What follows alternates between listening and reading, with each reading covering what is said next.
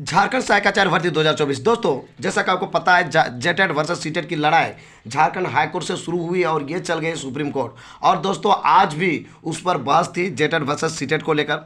तो दोस्तों, supreme court बहस में आज जानिए कि कौन जीता कौन हारा। तो मैं आपको बता दूं दोस्तों, आज किसी की ना तो जीत हुई और न ही किसी की हार हुई। दूसरी ओर मैं ये भी बता दूं, लोग कहते हैं कि यहाँ पे जो है हुआ है तारीख पर तारीख, तारीख पर तारीख। तो दोस्तों, यहाँ पर तारीख नहीं हुआ है। तो दोस्तों, क्यों नहीं हुआ है मैं आपको बता दूं। आज बहस चली और बस जबरदस्त चली, 2 घंटा से ज़्यादा तक की बहस चली। और दोस्तों, कल जो है, कल से आपका जो है फिर से बहस होने वाली है। इसको हम तारीख पे तारीख नहीं कर सकते हैं, क्योंकि ये डेट एक्सटेंड नहीं किया गया है। और दूसरी दोस्तों, मैं आपको बता दूं, इस पे जरूरी था। जब भी ऐसी बातें आती है तो लगातार बहस चलती है। अब क्या हुआ कि आज शॉर्ट में बताता हूं दोस्तों, आज सिर्फ और सिर्फ जेटेट वाले से प्रश्न पूछा गया, उसके जवाब भी दिए गए। यानी जेटेट के वकील से जितने हो सका जो है सुप्रीम कोर्ट के जज ने उनसे प्रश्न पूछा और इनसे जितना हो सका ज़्यादा उसको जो है एक्सप्लेन करने का ये कोशिश की।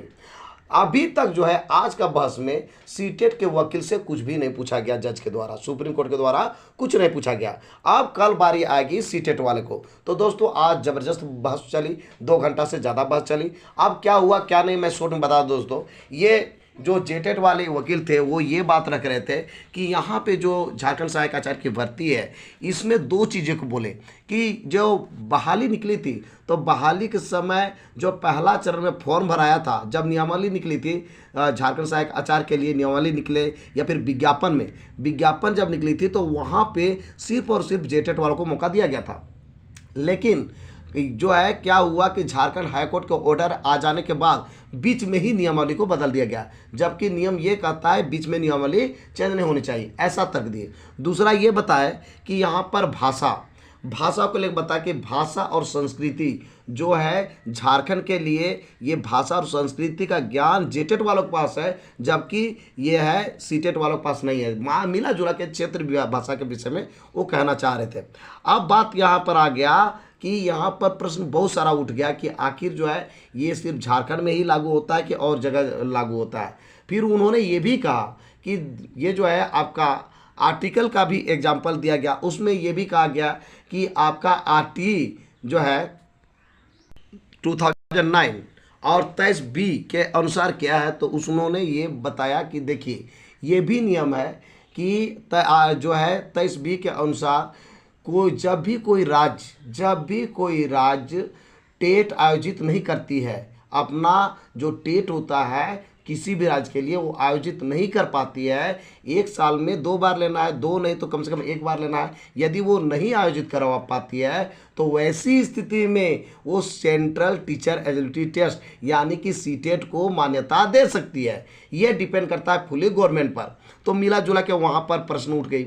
साथ ही साथ कई ऐसा प्रश्न पूछा गया, उसमें ये कहा गया कि ये जो है नियमावली बदल दिया गया, ठीक है, बीच में जो है नियमावली बदल दिया गया, यानी कि झारखंड सहायक आचार्य का विज्ञापन निकला था और विज्ञापन को जो है जो शर्त रखा गया था उस शर्त को बीच में बदल दिया गया। उसको पूछा गया कि कब जो है उसमें जो है प्रश्न का जवाब अच्छा से नहीं दे पा रहे थे। तो वैसी स्थिति में फिर पूछा गया कि आप बताइए कि आखिर जो है किस डेट को ये फॉर्म भराना शुरू हुआ, उसके बाद किस तिथि को जो है ये नियमावली में फिर बदला किया गया। जज ने ये भी पूछा कि जितने वैकेंसी आई हुई है झारखंड सहायक आचार्य में, क्या उससे कहीं ज़्यादा संख्या में क्या जेटेट क्वालिफाइड थे।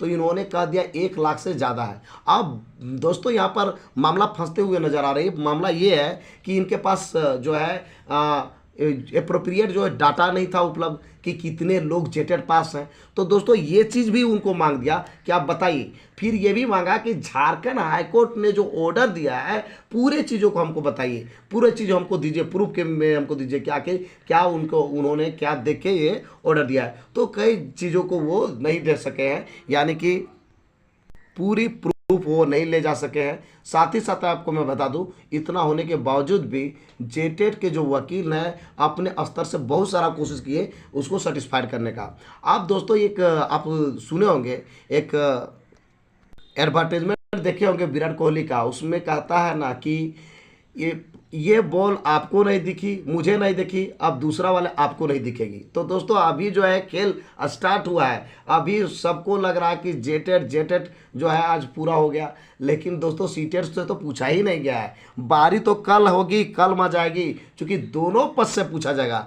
आप जो है ये जो टोटल चीज़ें पता चल गया कहाँ कहाँ से प्रश्न पूछा गया है। जैसे कोई मैच होता है तो बैटिंग वाला कितना रन बना दिया वो तो पता चल गया। आप जो फील्डिंग पहले कर रहा था, अब उसकी बारी आएगी बैटिंग का, तो उसमें देखना होगा कोई रन पूरा बना पाता है या नहीं बना पाता है।